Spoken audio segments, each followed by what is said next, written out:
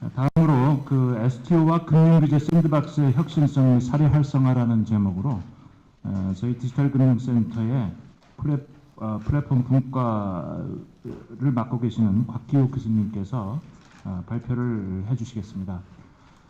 곽 교수님 발표가 이제 끝나고 나면 곧 이어서 아이언 텀스의 김나영 PD께서 사례 발표를 연이어서 해주시겠습니다. 자, 발표 큰 박수로 환영해 주시기 부탁드립니다. 반갑습니다. 조금 전에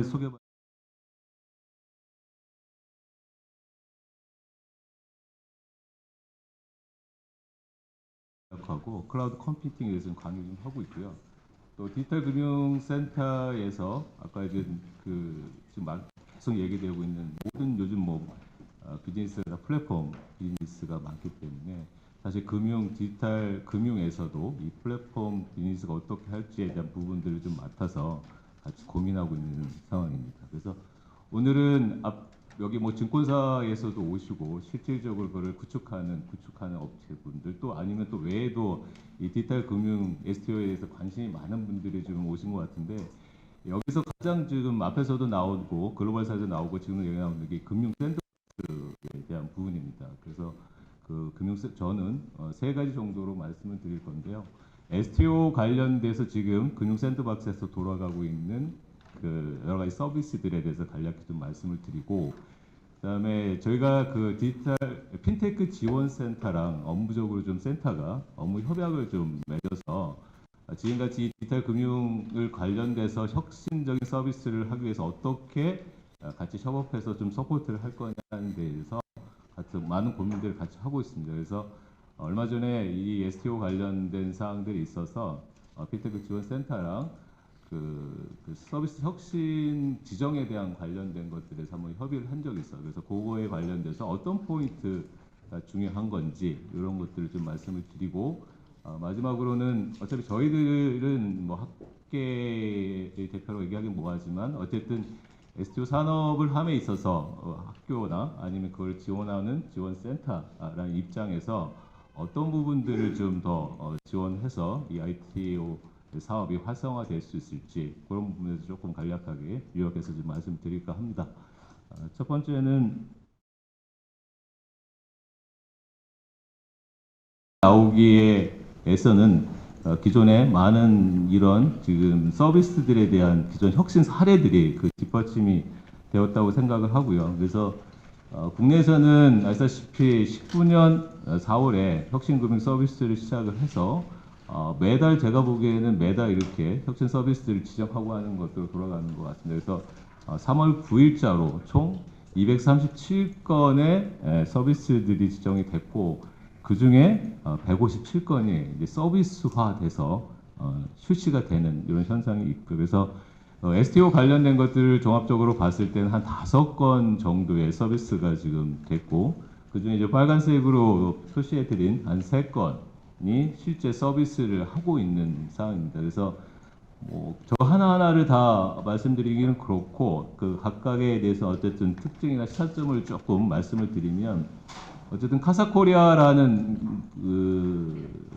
에서 어쨌든 이 STO에 관련 것들을 초기에 발현을 했고, 그래서 아마도 핀테크 지원센터랑 얘기를 하다 보니 여러 가지 비하인드 얘기도 좀 같이 논의를 했는데 가장 혁신성 있는 거라고 이제 판단을 했다고 합니다. 어떻게 보면 이 STO가 여기까지 오는 데 있어서는 저 부분 기여도가 상당히 큰 것 같습니다. 그래서 그거 중에 혁신성에 대한 높은 평가를 받았다라는 거는 거래 허가서를 내줬다라는 거, 이거 자체는 실질적인 규제의 입장에서는 그 폭을 엄청나게 좀 넓혀준 사례라고 이야기하더라고요.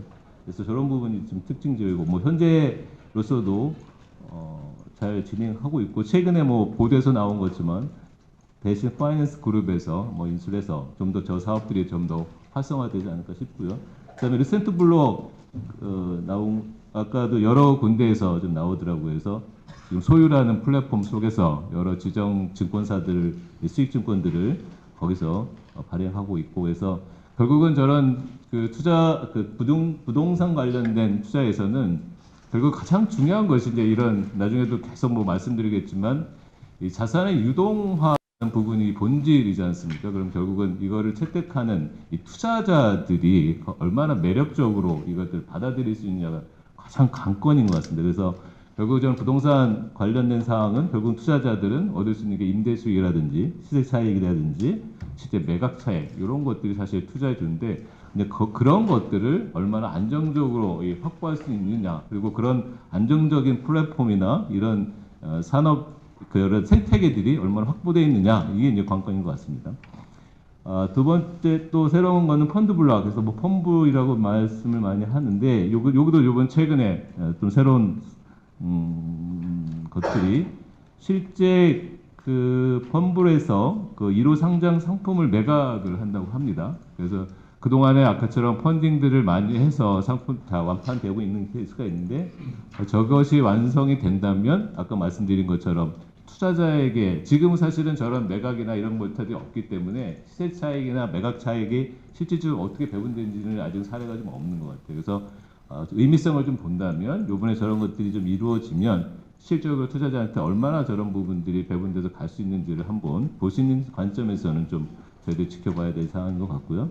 그다음에 뮤직하우 뭐 기존에 앞에 있던 사항들은 대부분이 다 부동산 관련된 수익증권을 가지고 하고 있는 상황이고 이 뮤직하우가 뭐 계속 이 투자 이번에 이 가이드라인에서도 굉장히 그 변곡점이 된 사건이기도 하고 그래서 뮤직하우에 대한 어떤 그 저작권에 대한 조각 투자 아마도 이제 앞으로는 뭐 아까도 앞에서 많은 분들이 말씀하셨지만 부동산 외에도 이제 다른 영역으로의 확대 이런 것들이 되게 좀 필요한 시점인 것 같고요. 그다음에 마지막으로 에이판더 파트너스에서 실제적으로 얼마 전에 이제 최근에 이제 가장 최근의 상황인데 여기는 실물 재산보다는 그 자산을 그 실물 자산을 한 그 매출 채권을 가지고 유통하는 이런 서비스들을 기획하고 있다고 합니다. 그래서 결국은 지금까지 앞으로 계속 이 ATO 사업에 관심을 갖고 하시는 분들은 1차적으로는 지금 샌드박스에 돌아가는 이 사업들이 잘 보시는 것들이 되게 중요한 것 같습니다. 그래서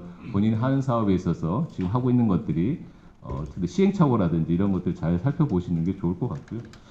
그다음에 두 번째는 이제 그 비즈니스 아까도 몇 분들 말씀하시는 것들 들어보니 실제 자기가 준비를 굉장히 많이 하고 있어요. 그래서 하고 있는데 이거를 그 법제정이 될 때까지 기다릴 것이냐 아니면 그 부분들을 샌드박스의 혁신금융 서비스로 올려서 할 거냐에 대한 고민들이 좀 충분히 있는 것 같아요. 근데 그건 뭐 자체적으로 판단을 하시되 근데 아마도 금융혁신 서비스를 통해서의 한번 해보시는 것들이 실질적으로 서비스를 런칭하기 전에 충분한 그 준비가 되지 않을까 싶은데 실제 그 얘기를 들어보니 STO 관련돼서도 이 서비스 지정 신청한 데가 한 수십 군데 된다고 합니다. 근데 사실 이제 그 중에서 아까 말씀드린 한 5군데가 서비스 지정을 받은 거고요. 그래서 저렇게 혁신금융 서비스를 이용함에 있어서의 그 주요 이제 심사 항목들이 이제 쭉 9가지 정도가 있는데 뭐 저거 일일이 다 설명드리기는 어렵고 그 중에서 좀 핵심적인 거 한 3가지만 좀 설명드리면 아마 거기에 대해 굉장히 관심이 많으실 거예요. 그리고 뭐 충분히 숙지하고 계신 분들도 있을 건데 그 중에서 이제 그 서비스 혁신성에 대한 부분들 아까 일부는 짜장면 짬뽕이 다 중국 요리가 아니냐라는 부분인데 사실 이제 그게 어떤 측면에서 보냐면 혁신성을 바라보는 시각 차이가 있는 거예요, 분명히. 예, 있는 겁니다. 그래서 이거를 지정함에 있어서의 하는 위원님들이 많으시기 때문에 어떤 뷰로 바라보냐에 따라서 어떤 분은 굉장히 혁신적이다라고 말씀하시는 분도 있고 절대 그렇지 않다라고 말씀하시는 부분이 있어요. 그래서 어쨌든 저희들이 이걸 하는 목적은 혁신성을 인정받는 측면이기 때문에 어느 한편적인 걸로 어프로치할 것이 아니고 다각적인 측면에서 한번 그런 노력들을 하셔야지 나만 혁신자라고 울부짖는다고 되는 건 아닌 것 같습니다. 그래서 그런 부분에서 굉장히 중요한 요소인 것 같고요.